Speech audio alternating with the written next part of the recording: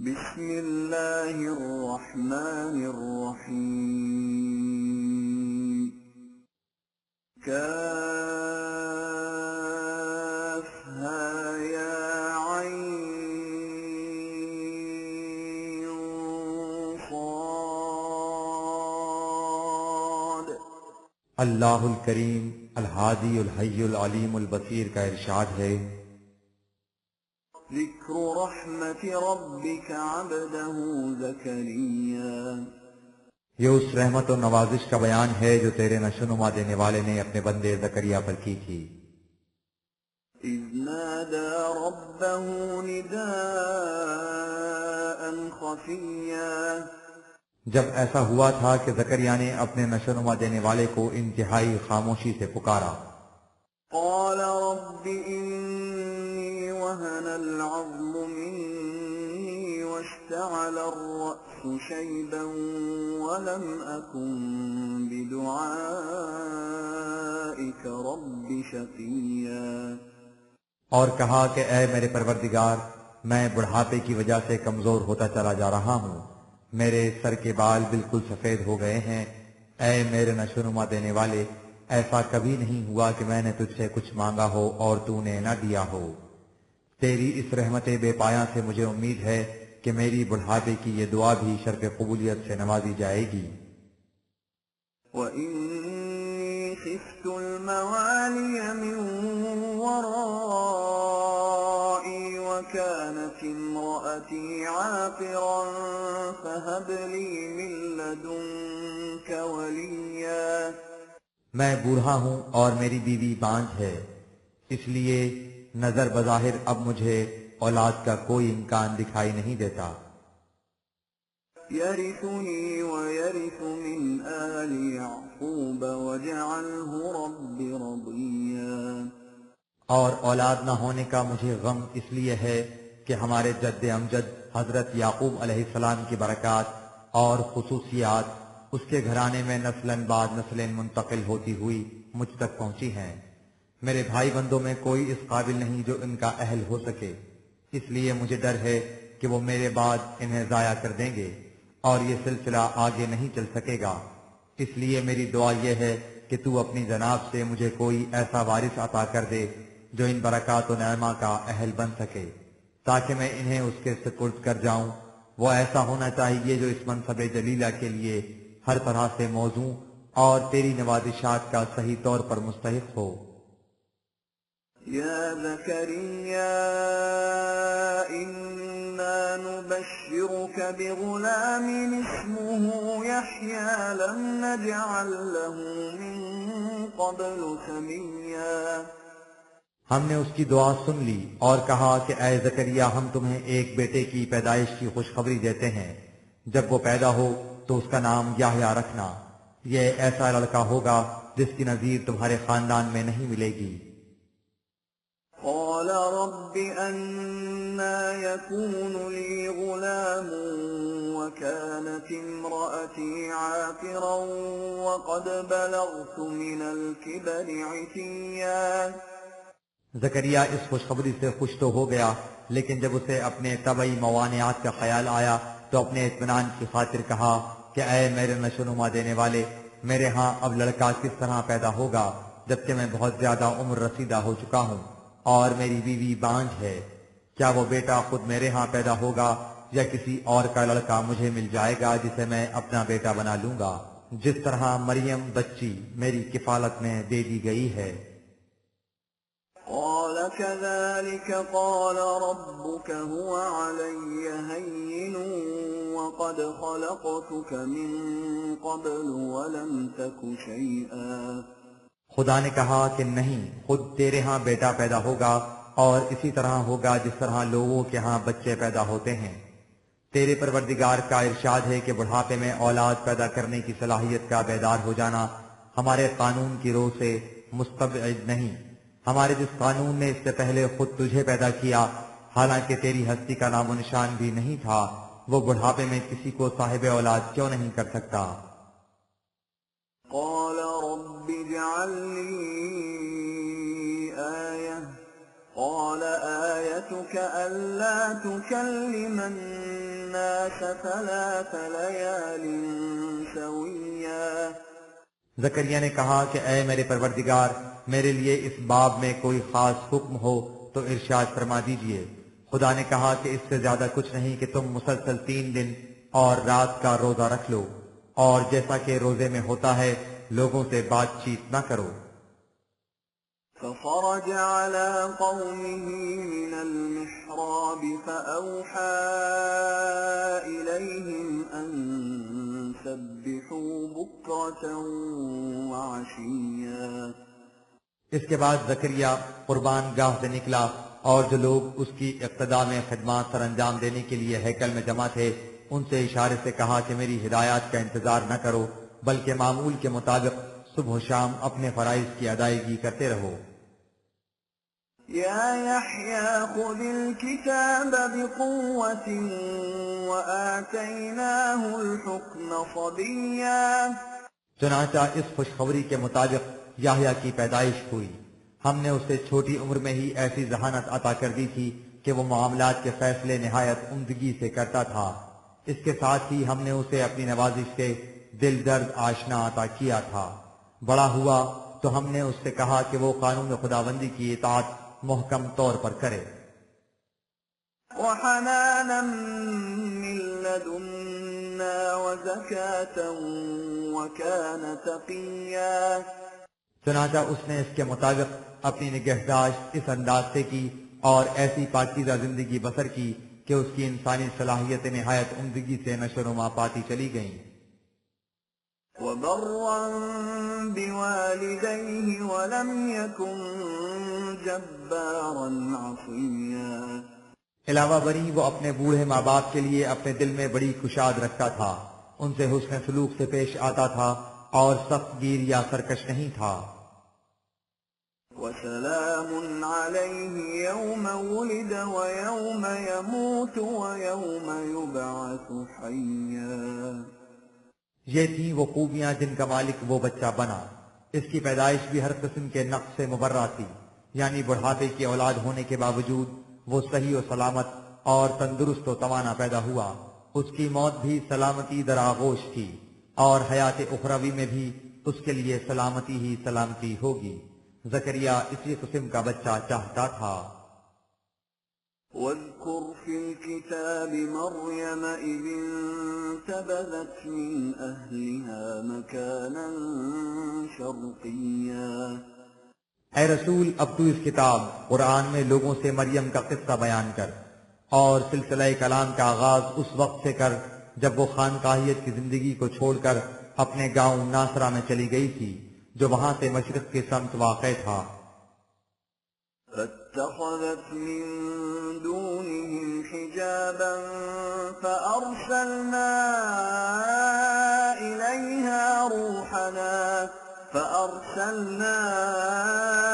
إليها روحنا فتمثل لها بشرا سويا خانقاہیت کی زندگی اور وہاں کے ناخوش آئند واقعات نے اس کے دل پر ایسا اثر چھوڑا تھا کہ وہ وہاں بھی لوگوں سے الگ تھلگ رہتی تھی۔ ہم نے ان اثرات کو مٹانے کے لیے اسے زندگی کے خوشگوار پہلوؤں کے متعلق تقویت بخش اشارہ کیا جو اس کے خواب میں ایک اچھے بھلے انسان کی شکل میں سامنے آیا۔ قالت إني أعوذ بالرحمن منك إن كنت تقيا مریم اسے دیکھ کر گھبرائی اور اس سے کہا کہ اگر تو خدا کے قانون کا احترام کرتا ہے تو میں تجھ سے خدا رحمان کی پناہ میں آ جانا چاہتی ہوں۔ قال إنما أنا رسول ربك لأهب لك غلاما زكيا اس نے کہا کہ گھبرانے کی کوئی بات نہیں، میں تو تیرے نشوونما دینے والے کی طرف سے ایک پیغام لے کر آیا ہوں، اور وہ پیغام یہ ہے کہ وہ تجھے نہایت عمدہ نشوونما یافتہ بچہ عطا کرے گا۔ قالت أنى يكون لي غلام ولم يمسسني بشر ولم أك بغيا اس پر مریم نے کہا کہ یہ کیسے ہو سکتا ہے؟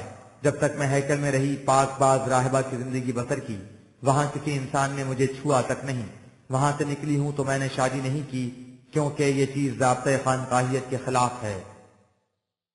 قال كذلك قال ربك هو علي هين ولنجعله آية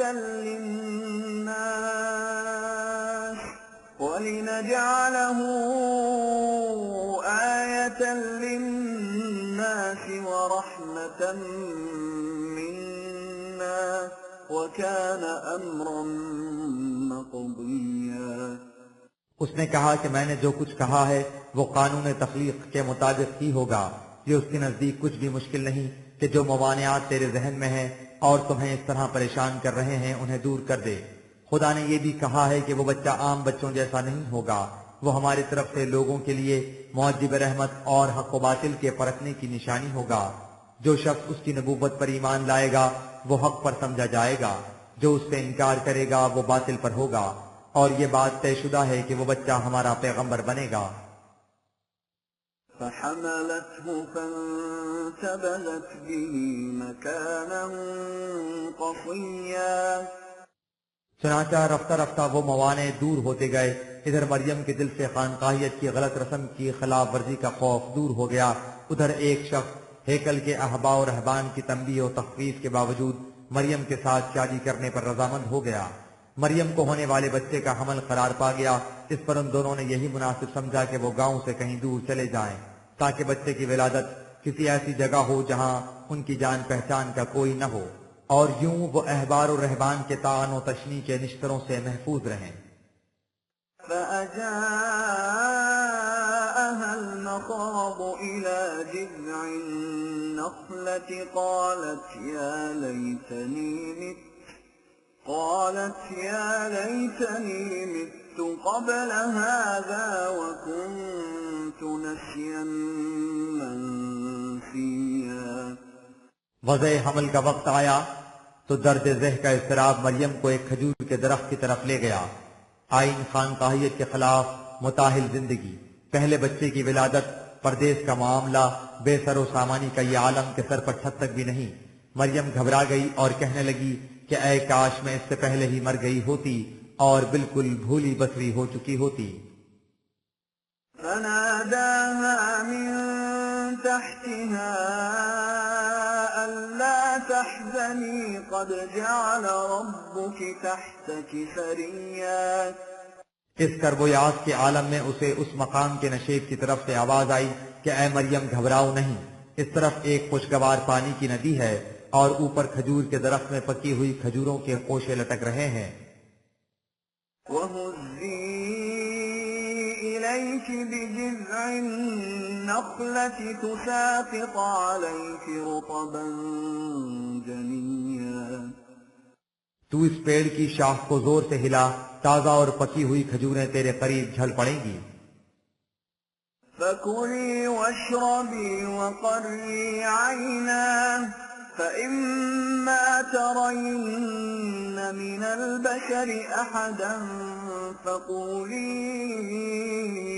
إِنِّي نَذَرْتُ لِلرَّحْمَنِ صَوْمًا فَلَنْ أُكَلِّمَ الْيَوْمَ إِنسِيًّا۔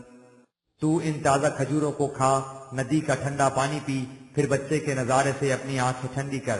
باقی رہا تیرا یہ اضطراب کہ لوگوں کی باتوں کا کیا جواب دوں گی، تو تم منت کا روزہ رکھ لینا، اور اگر کوئی آدمی تجھ سے کچھ پوچھے تو اشارے سے کہہ دینا کہ میں نے خدائے رحمان کے لیے اپنے اوپر روزہ واجب کر رکھا ہے، اس لیے میں آج کسی شخص سے بات چیت نہیں کر سکتی۔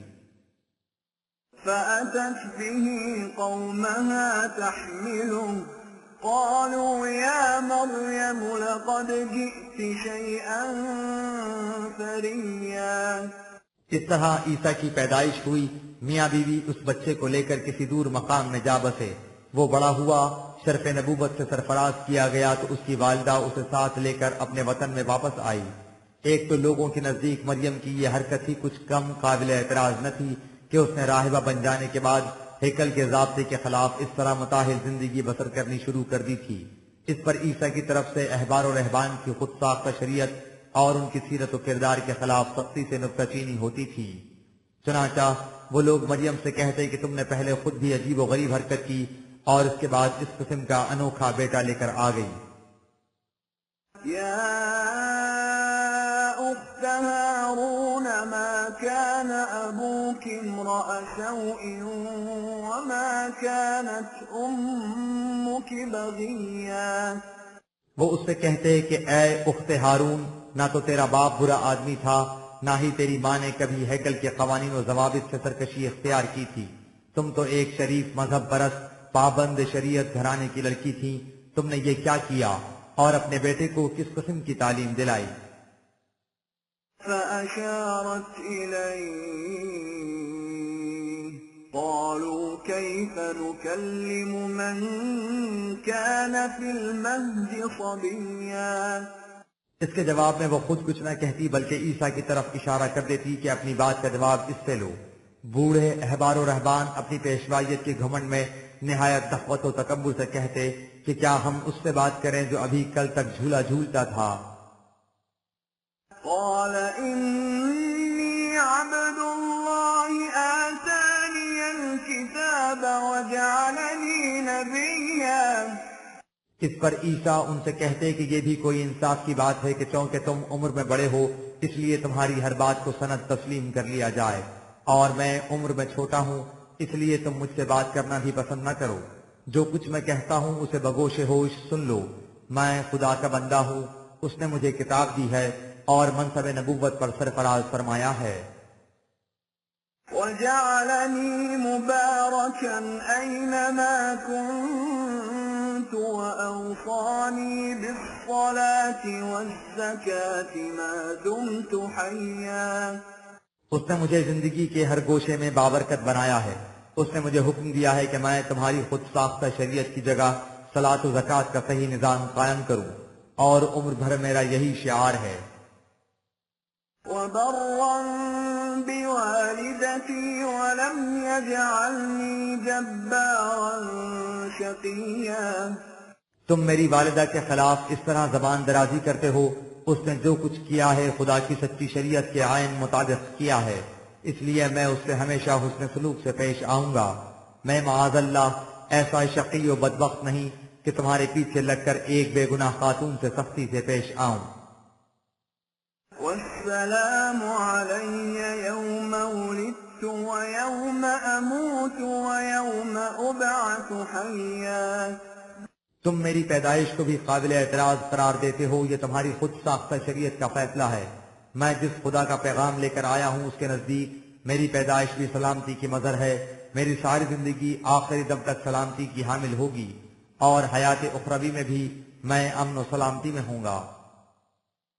ذلك عيسى ابن مريم قول الحق الذي فيه يمترون۔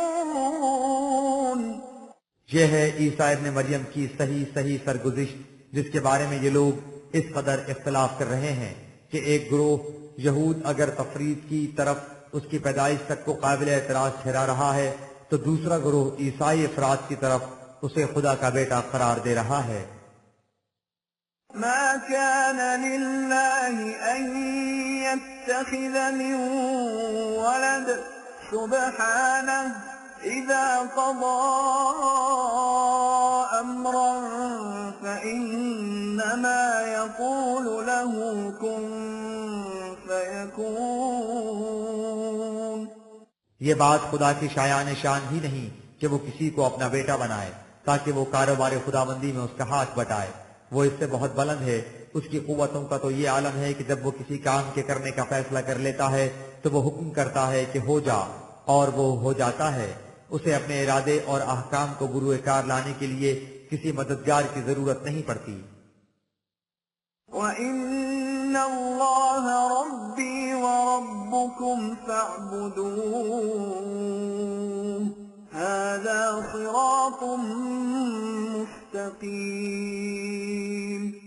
باقی رہا ان کا یہ عقیدہ کہ مسیح خود خدا تھا، تو اس کی تردید کے لیے اس سے بڑھ کر اور کون سی دلیل ہو سکتی ہے کہ خود مسیح کی دعوت یہ تھی کہ میرا اور تمہارا سب کا نشو نما دینے والا اللہ ہے، سو تم سب اس کی محکومیت اختیار کرو، یہ ہے زندگی کی صحیح سیدھی اور متوازن راہ۔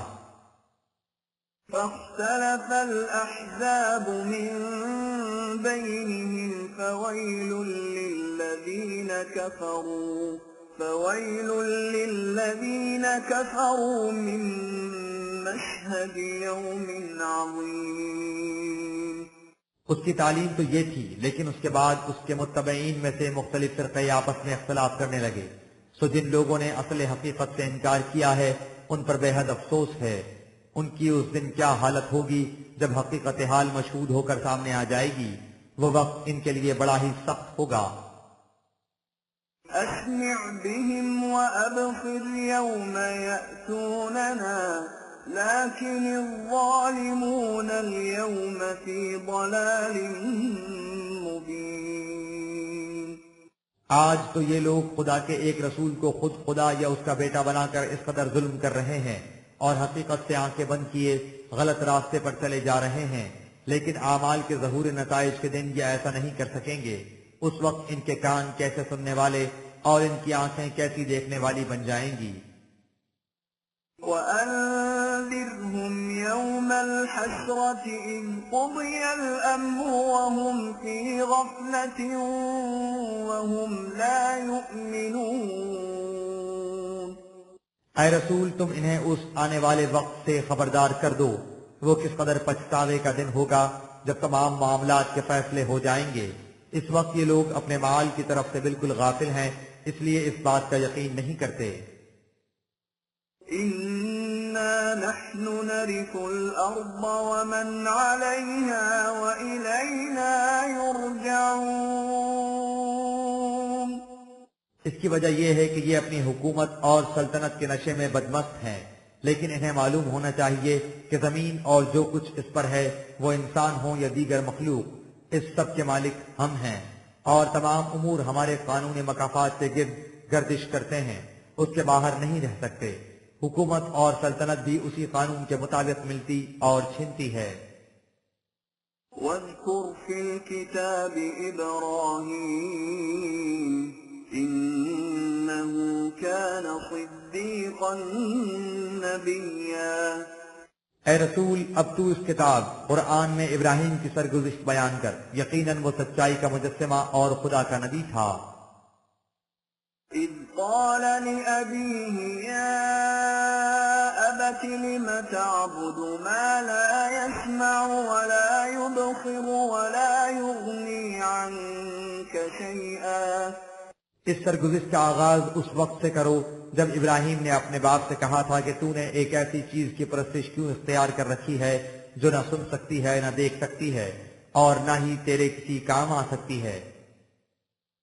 يَا أَبَتِ إِنِّي قَدْ جَاءَنِي مِنَ الْعِلْمِ مَا لَمْ يَأْتِكَ فَاتَّبِعْنِي أَهْدِكَ صِرَاطًا سَوِيًّا۔ اس نے کہا تھا کہ اے میرے باپ، حقیقت یہ ہے کہ مجھے علم کی ایک ایسی روشنی مل گئی ہے جس سے تو محروم ہے، لہذا تو اس خیال کو چھوڑ دے کہ بیٹے کو باپ کے پیچھے چلنا چاہیے، باپ کو بیٹے کے پیچھے نہیں چلنا چاہیے۔ باپ ہو یا بیٹا، ہر ایک کو صداقت کے پیچھے چلنا چاہیے، اور چونکہ میں حق و صداقت پر ہوں اس لیے تمہیں میرا اتباع کرنا چاہیے۔ میں تمہیں زندگی کی وہ راہ دکھا دوں گا جو تمہیں سیدھی منزل مقصود تک پہنچا دے گی۔ يَا أَبَتِ لَا تَعْبُدِ الشَّيْطَانَ إِنَّ الشَّيْطَانَ كَانَ لِلرَّحْمَنِ عَصِيًّا۔ اے میرے باپ، تو ان غیر خدائی سرکش قوتوں کی اطاعت کیوں کرتا ہے جنہوں نے خدائے رحمان سے بغاوت اختیار کر رکھی ہے؟ يَا أَبَتِ إِنِّي أَخَافُ أَن يَمَسَّكَ عَذَابٌ مِّنَ الرَّحْمَنِ فَتَكُونَ لِلشَّيْطَانِ وَلِيًّا۔ اے میرے باپ، میں ڈرتا ہوں کہ کہیں ایسا نہ ہو کہ تجھ پر خدا کی طرف سے کوئی عذاب آ جائے اور تو بھی ان سرکشوں کا ساتھی بن کر خدا کی رحمتوں سے ہمیشہ کے لیے محروم رہ جائے۔ قَالَ ابنتي يا إبراهيم لئن لم تنته لأرجمنك واهجرني مليا۔ ابراہیم کا باپ یہ کچھ سن رہا تھا اور غصے سے اس کا خون کھول رہا تھا۔ بالآخر اس نے کہا کہ اے ابراہیم، کیا تو میرے معبودوں سے پھر گیا ہے؟ کیا تو اپنے آبائی مذہب و مسلک سے برگشتہ ہو گیا ہے؟ اگر تو ان باتوں سے باز نہ آیا تو یاد رکھ میں تجھے دھتکار دوں گا، اور اس طرح تو ان تمام مناصب و املاک سے جو تجھے مجھ سے ورثے میں ملنے والی ہیں محروم رہ جائے گا۔ اگر تو اپنی خیر چاہتا ہے تو میری آنکھوں کے سامنے سے دور ہو جا، اور اس وقت تک میرے سامنے نہ آ جب تک تو ان خیالات سے باز نہ آ جائے۔ قال سلام عليك سأستغفر لك ربي إنه كان بي حفيا۔ ابراہیم نے اس سخت کلامی کا جواب نہایت نرمی سے دیا اور کہا کہ خدا آپ کو صحیح راستے کی طرف ہدایت کر کے امن و سلامتی میں رکھے۔ میں اپنے پروردگار سے دعا کرتا رہوں گا کہ وہ آپ کو ایمان عطا کر کے کفر کی تباہیوں سے محفوظ رکھے۔ وہ مجھ پر بڑا ہی مہربان ہے، میرے حال پر اس کی عنایات بے پایاں ہیں۔ وَأَعْتَزِلُكُمْ وَمَا تَدْعُونَ مِن دُونِ اللَّهِ وَأَدْعُو رَبِّي عَسَىٰ أَلَّا أَكُونَ بِدُعَاءِ رَبِّي شَقِيًّا۔ باقی رہا آپ کا یہ کہنا کہ یا میں حق کی بات کہنا چھوڑ دوں یا آپ سے الگ ہو جاؤں، تو میرے لیے اس میں سوچنے کی بات ہی کچھ نہیں۔ میں حق کی دعوت کو کیسے چھوڑ سکتا ہوں؟ اس لیے میں آپ سب کو بھی چھوڑتا ہوں اور انہیں بھی جنہیں آپ خدا کے سوا پکارتے ہیں۔ میں صرف اپنے پروردگار کو پکارتا ہوں۔ مجھے یقین ہے کہ میں اپنے رب کو پکار کر زندگی اور اس کی کامرانیوں سے محروم نہیں رہوں گا، لہٰذا مجھے آپ کی اس دھمکی کی بھی کچھ پرواہ نہیں کہ اس طرح میں ان مناصب و املاک سے محروم کر دیا جاؤں گا جن کا میں وارث بننے والا تھا۔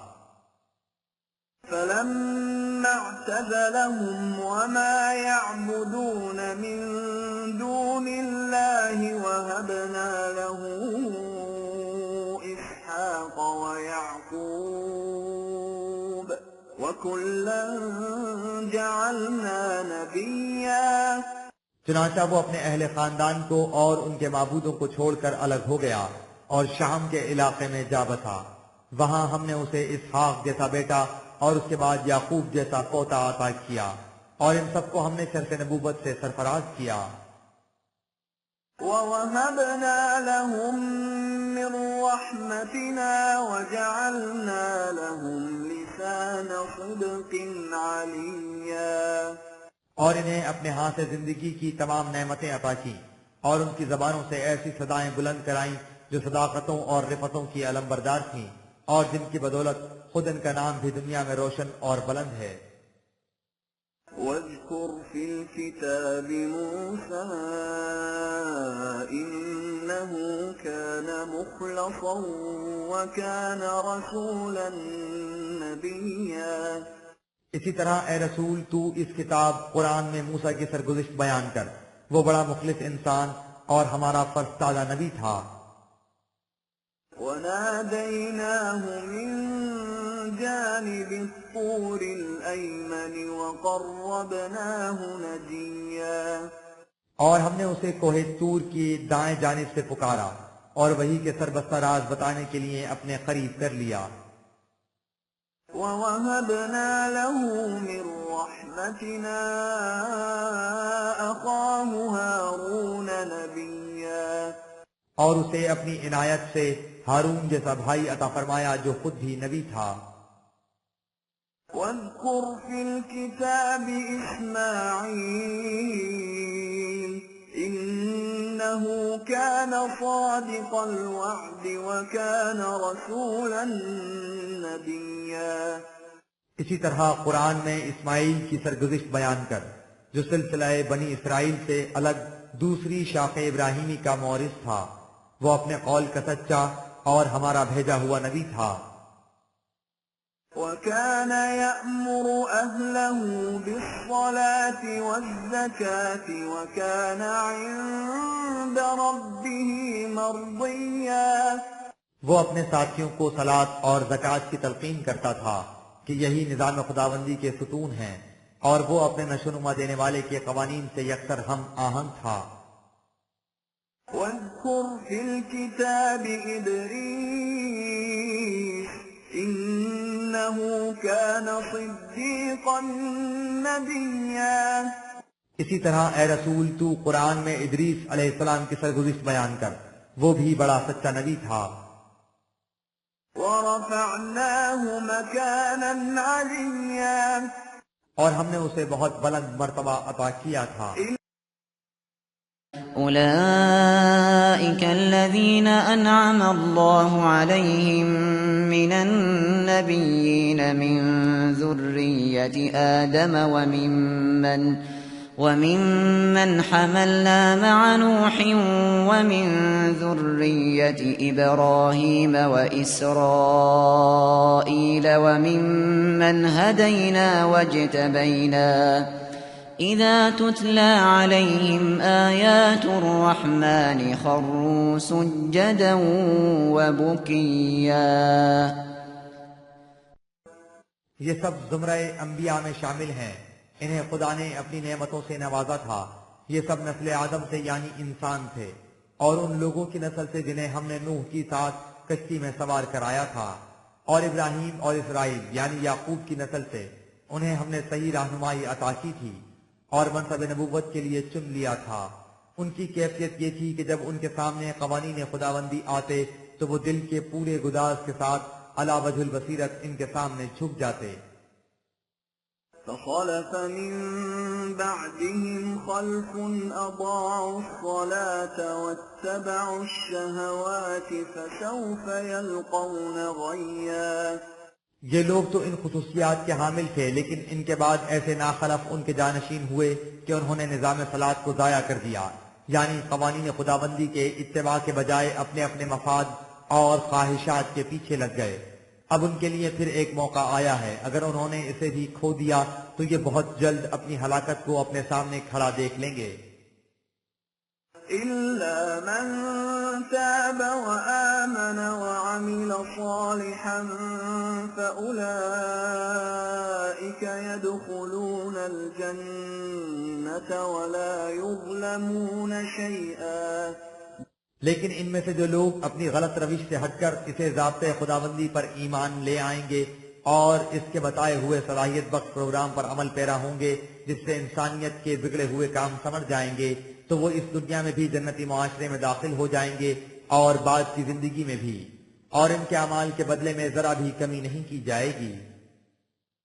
جنات عدن التي وعد الرحمن عباده بالغيب إنه كان وعده مأتيا۔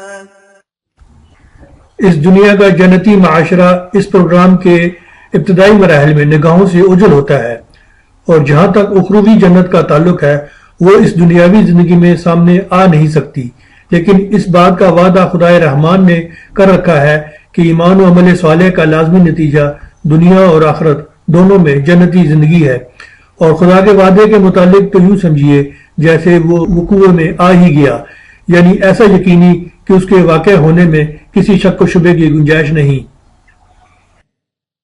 لا يسمعون فيها لغوا إلا سلاما ولهم رزقهم فيها بكرة وعشيا۔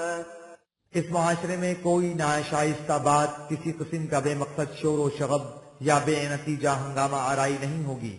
اس میں ہر بات انسانی ذات کی تکمیل کا ذریعہ اور انسانیت کے لیے موجب امن و سلامتی ہوگی، اور ہر ایک کو سامان نشوونما مسلسل اور متواتر ملتا رہے گا۔ تلك الجنة التي نورث من عبادنا من كان تقيا۔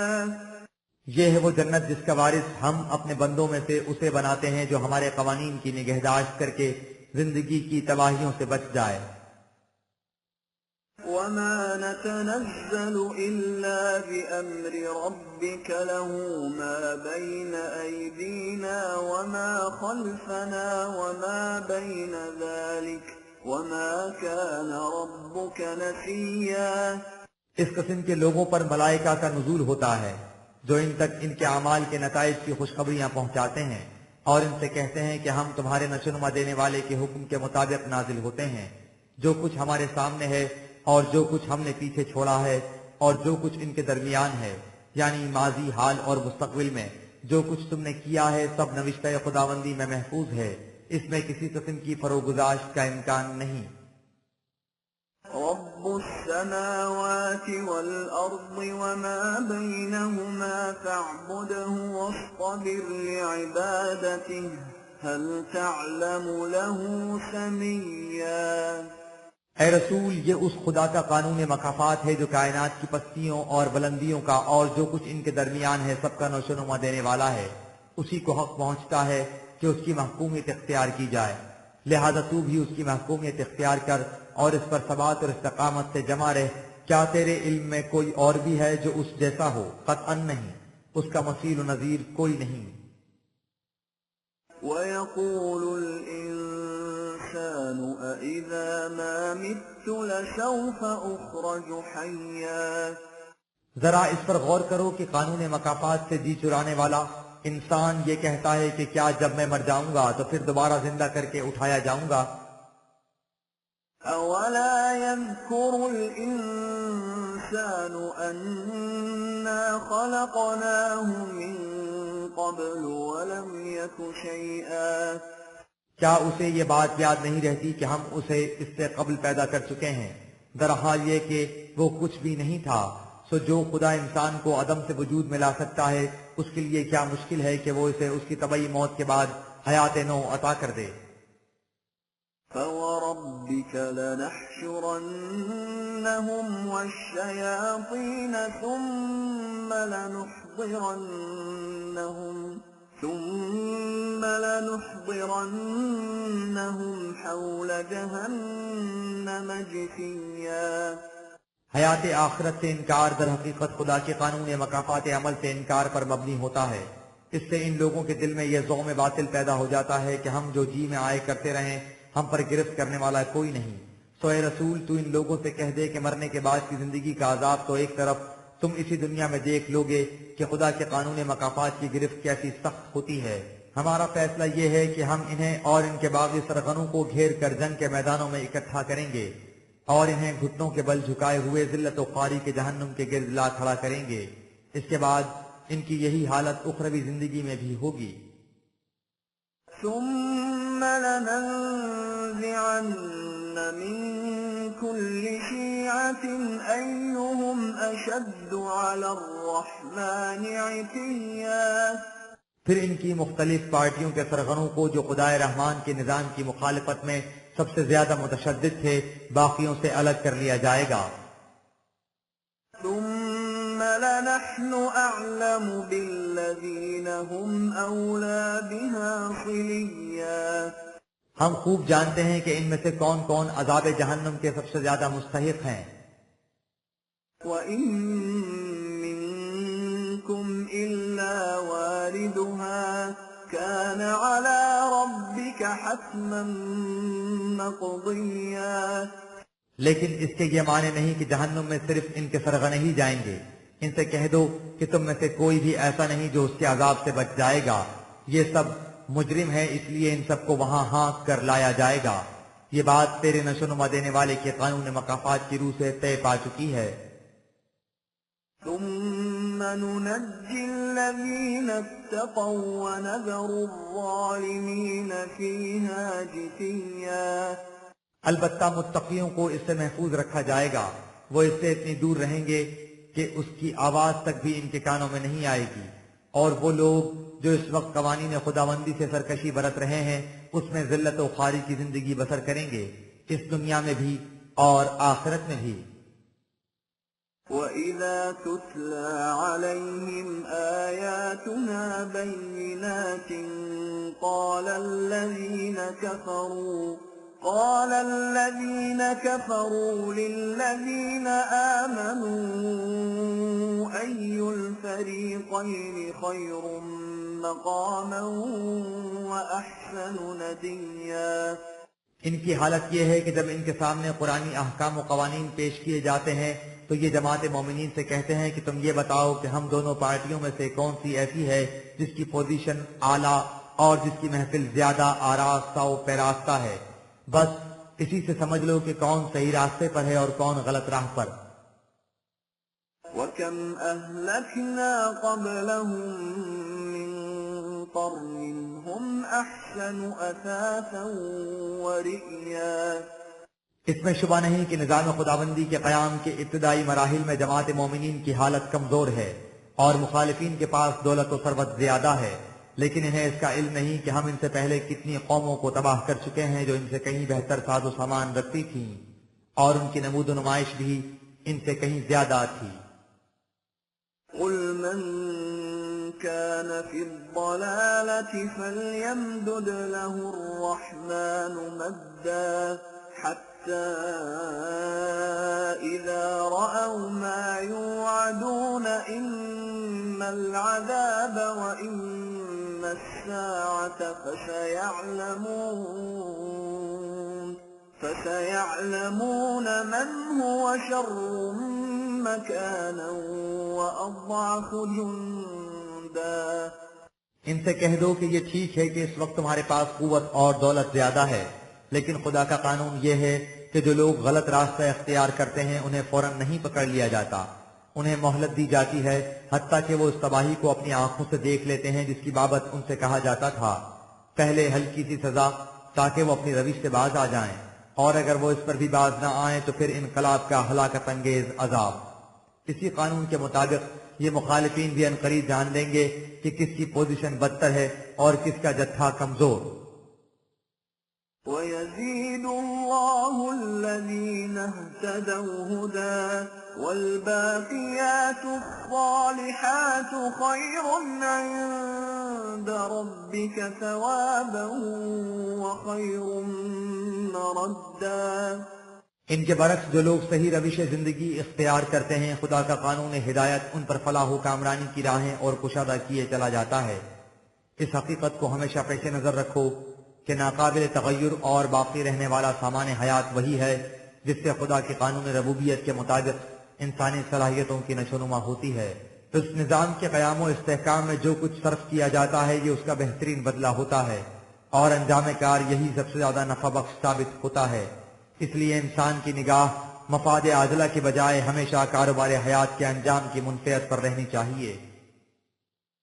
أَفَرَأَيْتَ الَّذِي كَفَرَ بِآيَاتِنَا وَقَالَ لَأُوتَيَنَّ مَالًا وَوَلَدًا.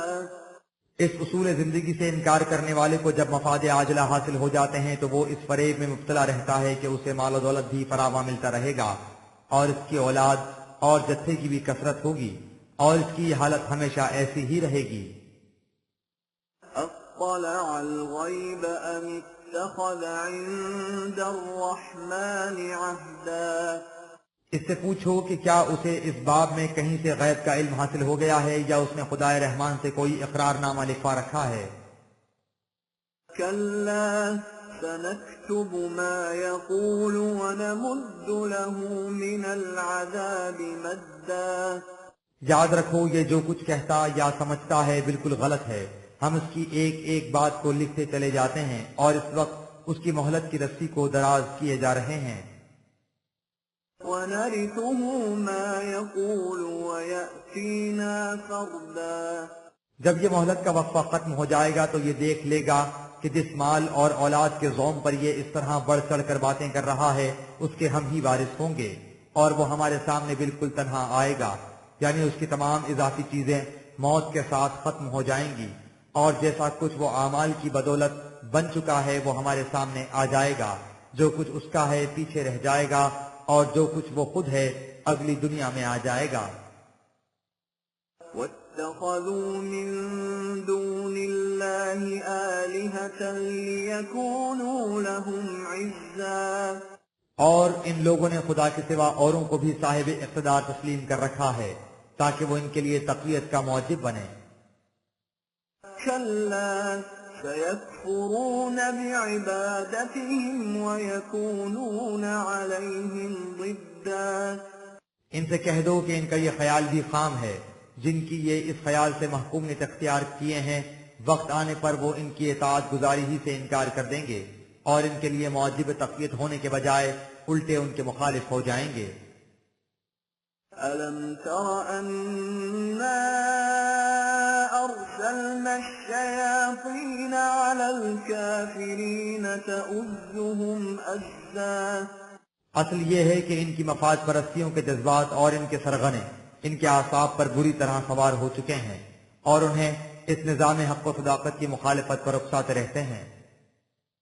فلا تعجل عليهم إنما نعد لهم عدا سو ان کی تباہی میں جو دیر ہو رہی ہے تو اس باب میں تو جلدی نہ کر، یہ صرف اس لیے ہے کہ ہم اپنے قانون مہلت کے مطابق ان کے دن گن رہے ہیں۔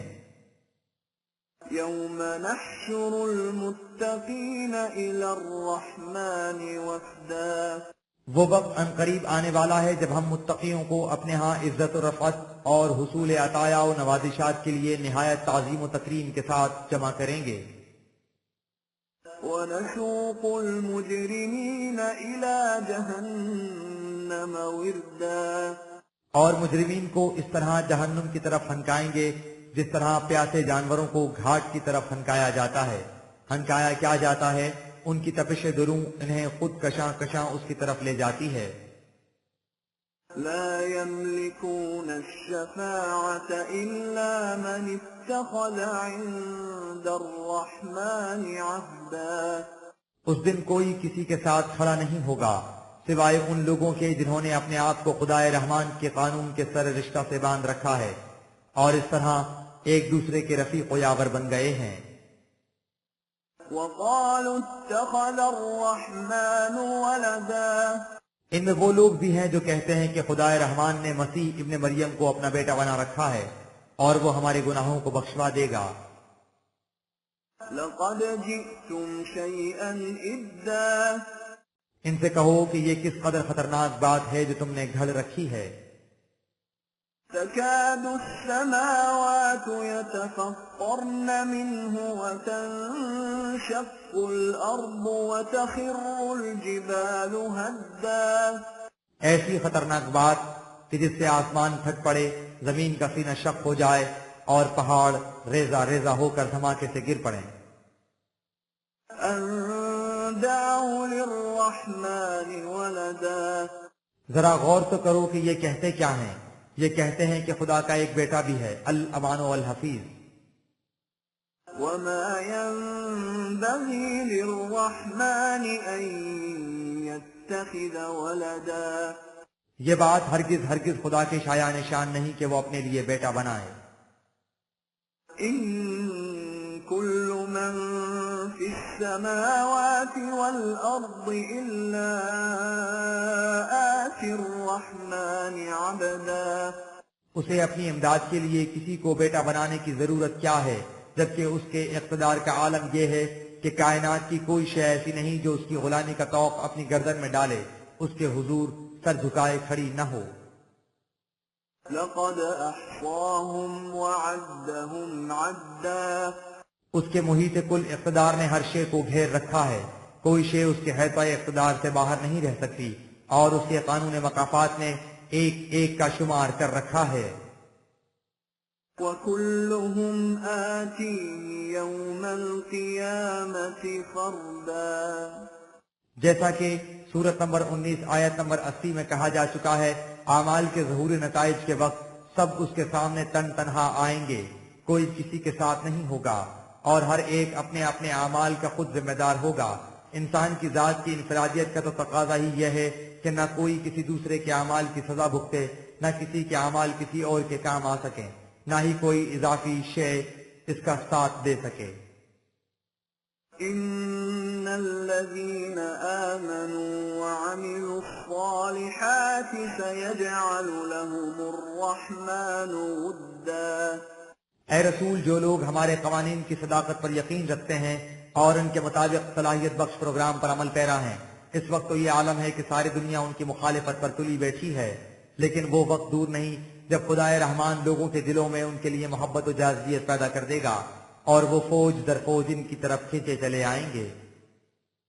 فإنما يسرناه بلسانك لتبشر به المتقين وتنذر به قوما لدا۔ یہ سب اس قرآن پر عمل کرنے سے ہوگا جسے ہم نے تیری زبان میں سمجھنے کے لیے بڑا آسان کر دیا ہے، تو اس کے ذریعے جماعت مومنین کو ان کے حسن عمل کے خوشگوار نتائج کی بشارت دے دے، اور جو لوگ سچائی کے مقابلے میں ہٹ اور ضد پر اڑے ہوئے ہیں انہیں ان کی غلط روش کے تباہ کن نتائج سے آگاہ کر دے۔ وَكَمْ أَهْلَكْنَا قَبْلَهُمْ مِنْ قَرْنٍ هَلْ تُحِسُّ مِنْهُمْ مِنْ أَحَدٍ أَوْ تَسْمَعُ لَهُمْ رِكْزًا۔